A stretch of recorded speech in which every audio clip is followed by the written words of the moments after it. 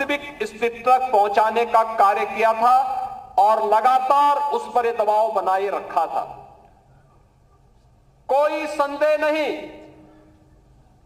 2014 में जितना मत प्रतिशत भारतीय जनता पार्टी के पक्ष में था, 2017 में जितना मत प्रतिशत भारतीय जनता पार्टी के पक्ष में था, 2022 में जितना मत प्रतिशत भारतीय जनता पार्टी के पक्ष में था, 2024 में भी आप सभी कार्यकर्ताओं के संघर्ष से, प्रयास से, प्रधानमंत्री मोदी जी के नेतृत्व में, माननीय राष्ट्रीय अध्यक्ष जी के नेतृत्व में भारतीय जनता पार्टी उतना वोट पाने में सफल रही।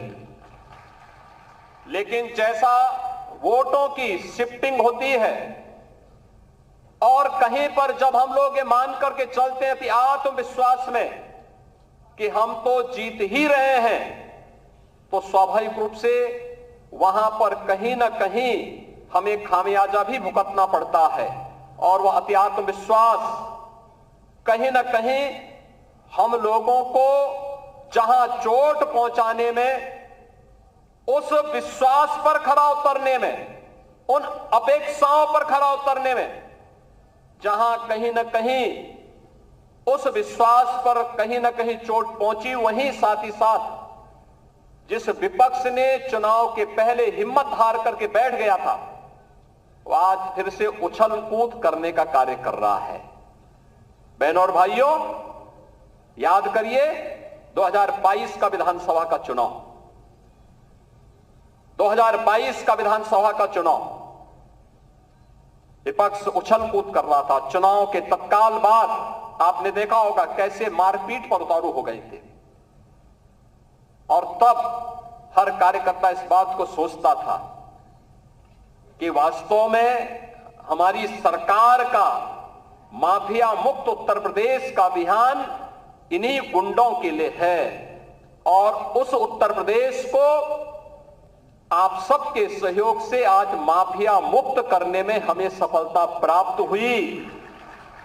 तो माफिया मुक्त उत्तर प्रदेश के साथ साथ हमारे विचार परिवार का ये जो लंबा संघर्ष था, 500 वर्षों का इंतजार समाप्त हो,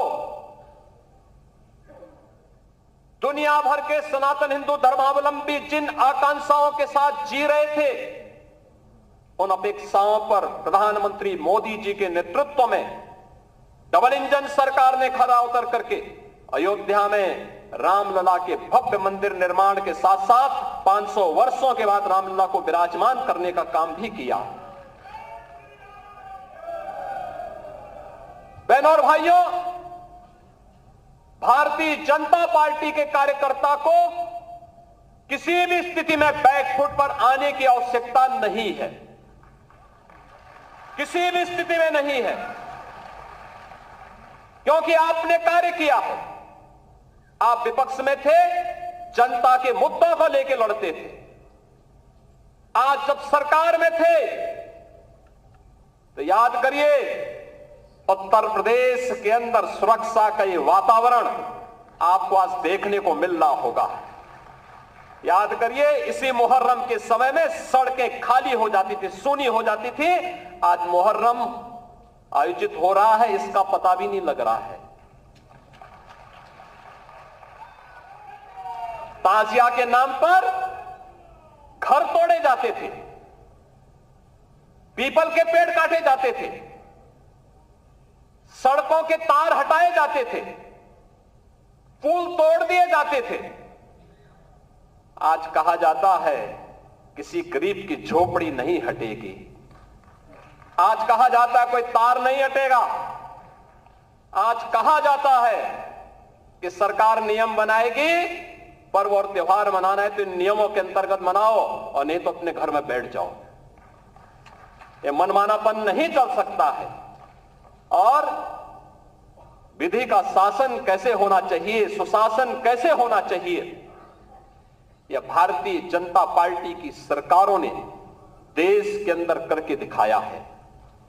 लोक कल्याणकारी कार्यों का परिणाम कितना हुआ, कोई सोचता था? मैं याद है जब देश के अंदर कोरोना की आहट हुई थी, माननीय नड्डा जी राष्ट्रीय अध्यक्ष के रूप में वर्चुअल हम लोगों के साथ जुड़े थे और आपने एक ही बात कही कि देश संकट में है, मानवता संकट में है। हमारे लिए एक ही मंत्र है, प्रधानमंत्री जी का आदेश है, एक ही मंत्र है और वह मंत्र है सेवा ही संगठन है। ये केवल भारतीय जनता पार्टी ने किया था।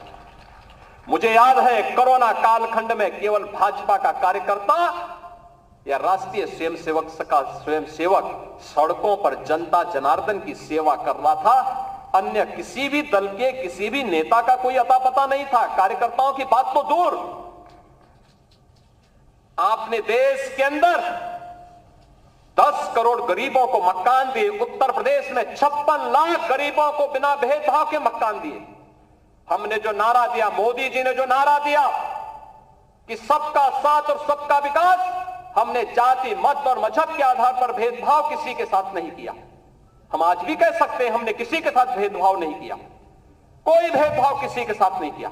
विकास के कार्यों के लिए भेदभाव नहीं किया। ये 80 करोड़ लोगों को फ्री में राशन आज भी मिल रहा है, क्या किसी जाति को मिल रहा है, किसी मत विशेष या किसी धर्म विशेष को मिल रहा है? भारतवासी है उसको राशन मिल रहा है। भारत पहला देश जिसने भूख से नहीं होने दी, बदहाली नहीं होने दी, किसी गरीब को सड़क पर भूखों से मरने के लिए मजबूर नहीं होने दिया। लेकिन उस सबके बावजूद भारतीय जनता पार्टी का कार्यकर्ता लगातार कार्य करता रहा।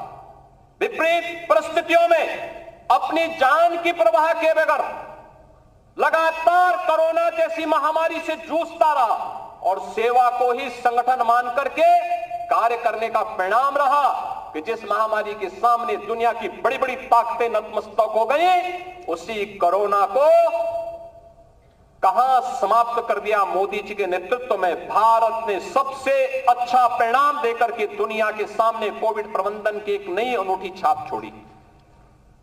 बीमारियों से होने वाली मौत, मुझे याद है 2014 में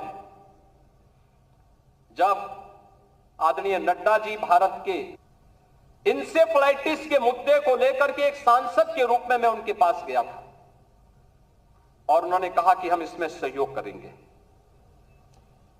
नड्डा जी और मोदी जी के सहयोग से गोरखपुर में एम्स भी बना। आज गोरखपुर का एम्स चालू हो गया, काम कर रहा है। पूर्वी उत्तर प्रदेश और बिहार की, नेपाल की एक बड़ी आबादी अपने स्वास्थ्य सुविधाओं का लाभ प्राप्त कर रही है। और 40 वर्ष से जो बीमारी थी, इस बीमारी से होने वाली मौत 90 से 95% मौतें अनुसूचित जाति, अति पिछड़ी जाति और अल्पसंख्यक समुदायों की थी।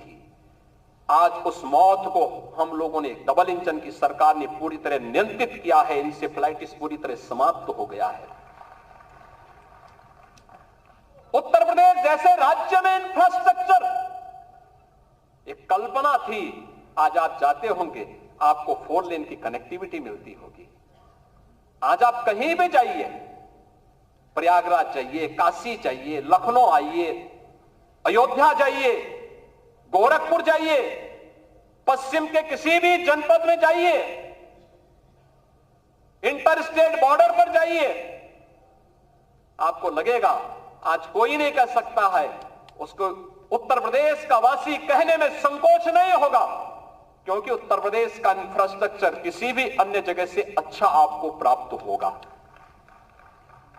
मुझे याद है जब मैं बुंदेलखंड गया था पहली बार मुख्यमंत्री बनने के बाद, मेरे साथ आज के जल शक्ति मंत्री श्री स्वतंत्र देव सिंह जी थे। हम लोग चित्रकूट में गए। मैंने चित्रकूट में वहां के कार्यकर्ताओं के साथ बैठक की, जनप्रतिनिधियों के साथ बैठक की। रात्रि को मैंने वहां के उद्यमी और व्यापारियों के साथ बैठक की थी।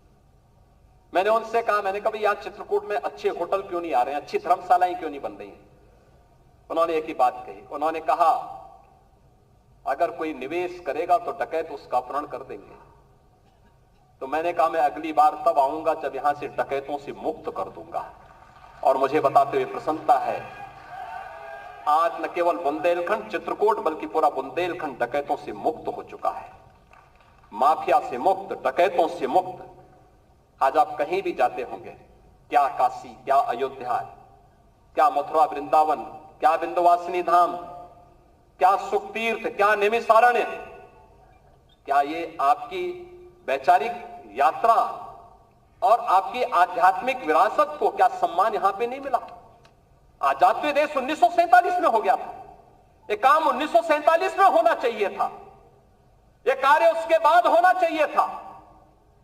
डॉक्टर लोहिया की विरासत को संभालने वाले लोग, जिस डॉक्टर लोहिया ने कहा था कि भारत की पहचान 3 महापुरुषों पर है, उन्होंने कहा था कि भारत तब तक भारत है जब तक भारत के अंदर राम, कृष्ण और शिव की पूजा होगी, तब तक भारत का कोई बाल बांका नहीं कर सकता है। और राम, कृष्ण और शिव की इस परंपरा को क्या इन समाजवादियों ने कलंकित नहीं किया था? क्या अयोध्या को लहूलुहान नहीं किया था? और क्या यही कार्य ये लगातार नहीं करते रहे? मुझे आश्चर्य होता है। राजूपाल की हत्या होती है प्रयागराज में, क्या राजूपाल पिछड़ी जाति के नहीं थे? उमेश पाल की हत्या होती है, क्या उमेश पाल पिछड़ी जाति के नहीं थे?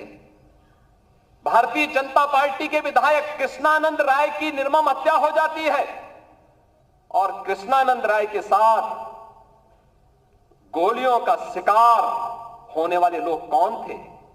एक रमेश पटेल थे, एक रमेश यादव थे, कोई अन्य पिछड़ी जाति का था। क्या इनको पिछड़ी जाति में नहीं मानते लोग? क्या क्यों नहीं इनके बारे में आवाज उठी? ये आवाज को तभी बल क्यों मिला जब भारतीय जनता पार्टी की सरकार हुई।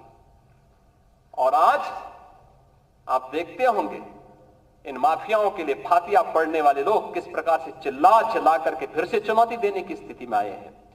और इसीलिए तुम कह रहे हैं कि मोदी जी ने जो कहा था वो करके दिखाया। सबका साथ और सबका विकास, लोक कल्याणकारी योजनाओं की किसी भी योजना में आप देख सकते हैं, क्या राशन की योजना, क्या मकान की योजना, क्या हर घर शौचालय की योजना, चाहे हर घर नल की योजना, चाहे आयुष्मान कार्ड या किसी भी अन्य योजना में, उज्ज्वला योजना की हो योजना हो, कोई भी योजना हो, क्या किसी के साथ कोई भेदभाव हुआ? जाति, मत, मजहब के आधार पर, चेहरा देख करके किसी के साथ भी कोई भेदभाव नहीं। ये सारी योजनाएं बिना भेदभाव के हर तबके को दी गई।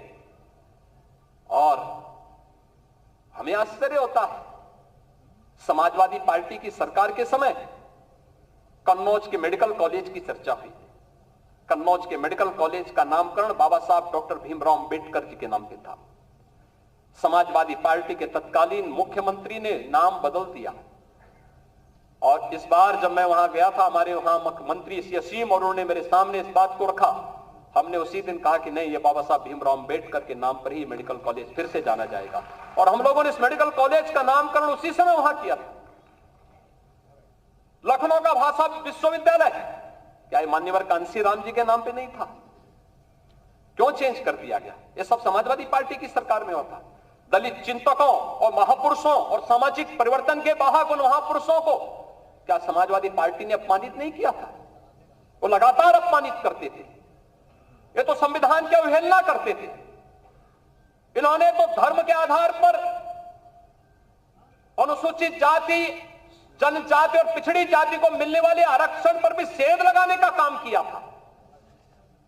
कौन नहीं जानता 2016 में जब समाजवादी पार्टी की सरकार थी, अनुसूचित जाति के नौजवानों की स्कॉलरशिप को समाजवादी पार्टी की सरकार ने रोकने का काम किया था। हम लोग इसको मुद्दा नहीं बना पाए, हम अपनी उपलब्धियों को मुद्दा नहीं बना पाए। मोदी जी के नेतृत्व में पंचतीर्थ बने। नई संसद बनने पर, नई संसद में प्रधानमंत्री मोदी जी देश के पहले प्रधानमंत्री हैं जिन्होंने संविधान की मूल प्रति को अपने सिर पे रख करके नई संसद में स्थापित करने का काम किया था। भारतीय जनता पार्टी संविधान को सर्वोच्च सम्मान देने वाली पार्टी, अनुसूचित जाति, जनजाति और पिछड़ी जाति के अधिकारों को संरक्षित करने वाली पार्टी, लेकिन अफवाह और भ्रम की स्थिति पैदा करके जिस प्रकार से माहौल खराब करने का प्रयास किया गया, ये जानते हुए दुनिया की ताकतें जानती हैं ये समाज बिखरा होगा तो आसानी से शिकार हो जाएगा, एकजुट होगा तो बड़ी बड़ी ताकतें इस समाज की ताकत के सामने धराशायी हो जाएंगे। आप इस ताकत को जाति के नाम पर विभाजित करके शक्ति को छिन्न भिन्न करने का जो पाप अभी चुनाव के दौरान हुआ है, हमें उससे सतर्क और सावधान होना होगा। और वहीं से मैं कहने के लिए आया हूं, सोशल मीडिया प्लेटफॉर्म, आखिर आपके पास, सबके पास स्मार्टफोन है, सब लोग स्मार्टफोन पर अपने अपने ग्रुप के साथ काम भी करते हैं, एक दूसरे को मैसेज भी भेजते हैं, एक दूसरे की को शुभेच्छा भी देते हैं। लेकिन क्या कारण था कि जो षड्यंत्र हो रहे थे, जिस षड्यंत्र की आशंका दिखाई दे रही थी, उस षड्यंत्र को करने में वे विदेशी ताकतें और विरोधी सभी सफल हो गए। क्या कारण था? हम लोगों को इसके बारे में जागरूक होना पड़ेगा। आप एक राष्ट्रवादी मिशन के मजबूत स्तंभ हैं और उस राष्ट्रवादी मिशन के साथ जुड़े होने के नाते जहां भारतीय जनता पार्टी कहती है नेशन फर्स्ट, देश पहले है, दल बाद में है और मेरा स्वयं का हित सबसे बाद में है, उस भारतीय जनता पार्टी के कार्यकर्ता को क्या ये नहीं देखना चाहिए कि सोशल मीडिया में क्या कुछ चल रहा है और उस अभियान के साथ जुड़ना, उसको देखना, उसका खंडन करना और फिर पंचतीर्थ के फोटो, दलित महापुरुषों के और चिंतकों के बारे में भारतीय जनता पार्टी की उपलब्धियां, गरीब कल्याणकारी योजनाएं, इन सब को भी अगर हम साथ साथ भेजे होते, उन लोगों के साथ संवाद बनाए होते, तो हो सकता है इसमें कुछ और चीजें देखने को मिलती। ऐसा नहीं कि ये षड्यंत्र हुए ना हुए, 2019 में हुआ था, 2019 में हुआ था। 2019 में एक बड़े गठबंधन को उत्तर प्रदेश के अंदर बनाने का कार्य हुआ था और तब आज के हमारे राष्ट्रीय अध्यक्ष तब प्रदेश के प्रभारी के रूप में इस दायित्व का निर्वहन कर रहे थे। याद करिए, तब हम लोगों ने 43% वोट के प्रतिशत को बढ़ाकर के 51% करने का काम किया था और भारतीय जनता पार्टी ने सबसे बड़े गठबंधन को धराशायी करने का काम किया था, इसी प्रदेश में किया था। और इसीलिए आज मैं कहने के लिए आया हूं, सोशल मीडिया प्लेटफॉर्म आपके लिए कितना बड़ा उपयोग हो सकता है, यह भी हमें देखना होगा। बहुत सारी ऐसी चीजें हैं जिन चीजों को हमें वास्तविक धरातल पर उतारना होगा और उसके लिए अगर हम प्राण से जुड़ करके एक बार फिर से कार्य करना शुरू करेंगे, कोई कारण नहीं।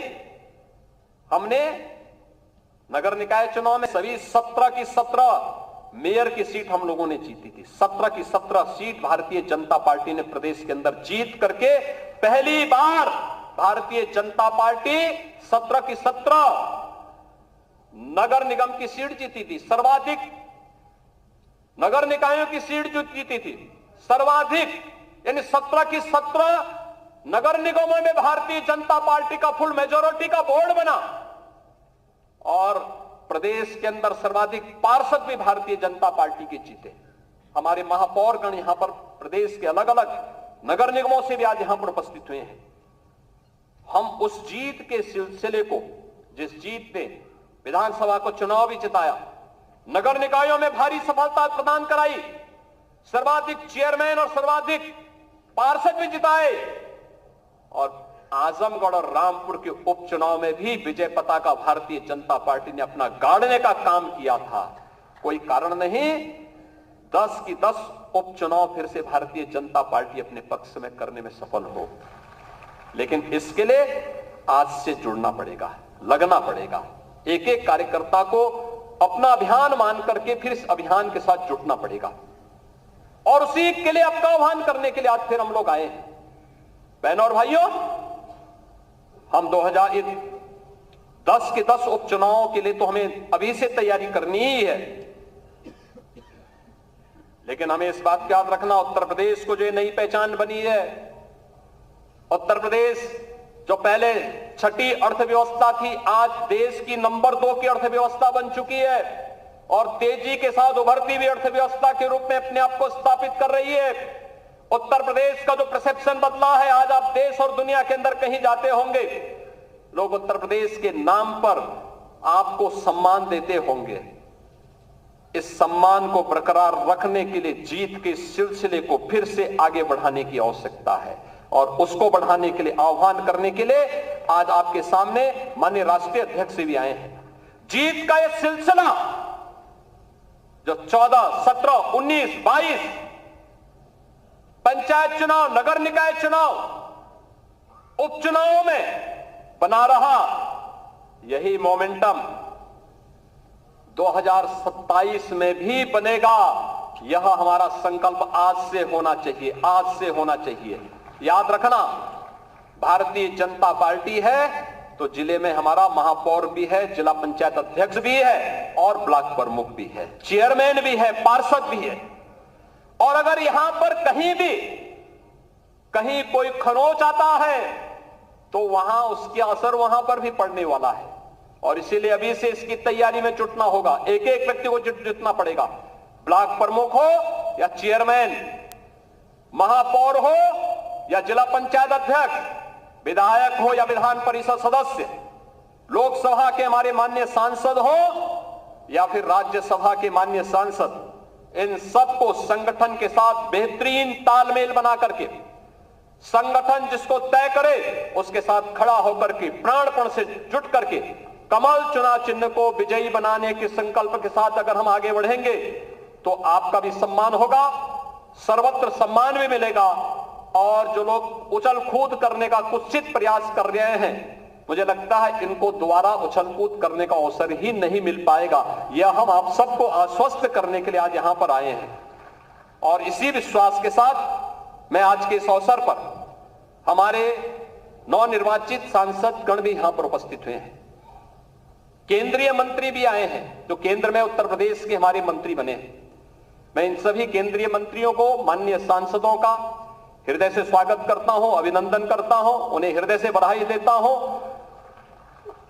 उनके एक अच्छे कार्यकाल के लिए, उज्जवल कार्यकाल के लिए अपनी शुभकामनाएं भी देता हूं और आप सबकी ओर से, प्रदेश भर से आए हुए हमारे संगठन के इन शिल्पियों और स्तंभों की ओर से माननीय राष्ट्रीय अध्यक्ष जी का मैं प्रदेश कार्य समिति की इस बैठक में हृदय से स्वागत करता हूं, अभिनंदन करता हूं।